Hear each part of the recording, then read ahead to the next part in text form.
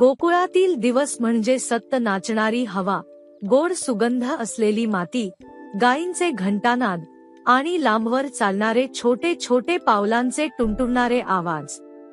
या साया गोकुळाच्या हृदयात जन्मले होते. दोन दिव्य भाऊ, कृष्ण आणि बलराम. कृष्ण नीलवर्ण, खट्याळ, प्रेमळ, तर बलराम गौरवर्ण, बलवान, शांत पण दृढनिश्चयी. एक चपळ, दुसरा स्थिर. एक खेळकर, दुसरा मार्गदर्शक. एक बासरीचा सूर, दुसरा हलक्याच हास्याचा आधार.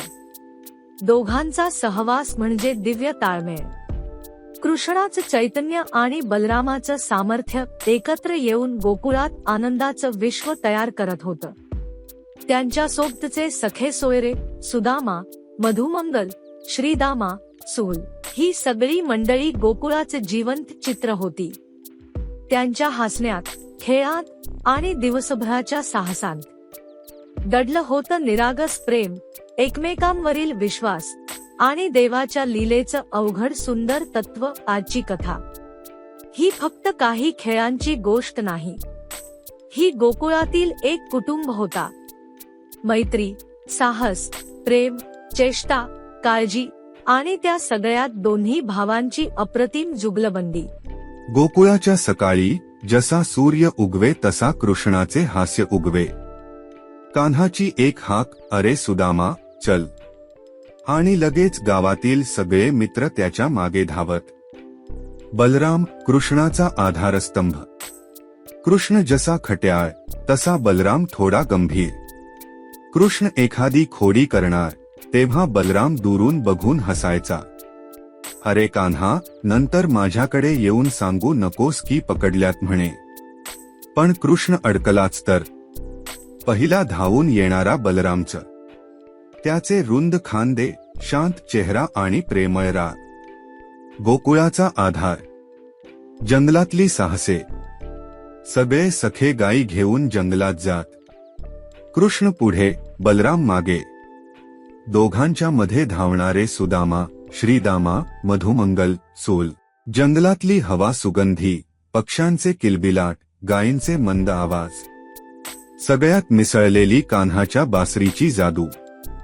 कधी ते रानफुलं शोधायचे, कधी नदीपाशी जाऊन पाण्यात उड्या मारायच्या, तर कधी एखाद्या मोठ्या झाडावर दोघे भाऊ बसून सगळ्या मित्रांना चिडवायचे.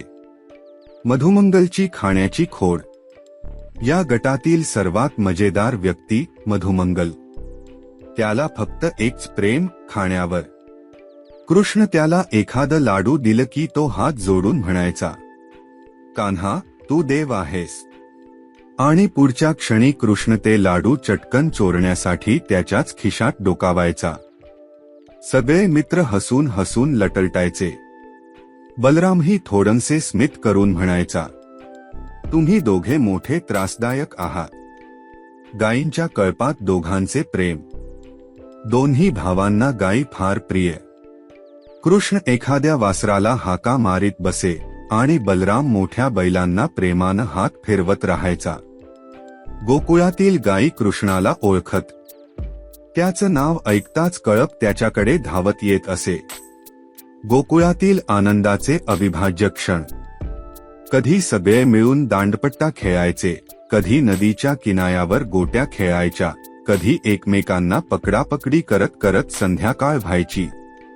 पण दिवसाचा सर्वात सुंदर क्षण जेव्हा कृष्ण बासरी काढायचा.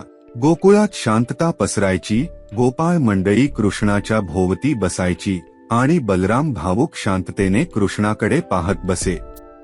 त्या क्षणी दोघ भाऊ, एक सुरांमध्ये हरवलेला आणि एक सुखरूप जग जपणारा, गोकुळाला स्वर्ग बनवत.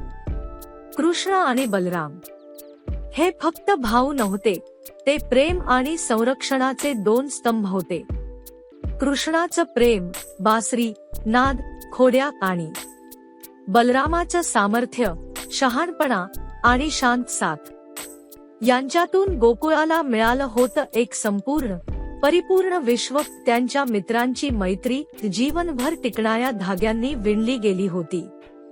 कृष्ण म्हणायचा, मित्रांशिवाय माझी लीला कशी पूर्ण होईल. बलराम म्हणायचा, कान्हा जिथे तिथे मी.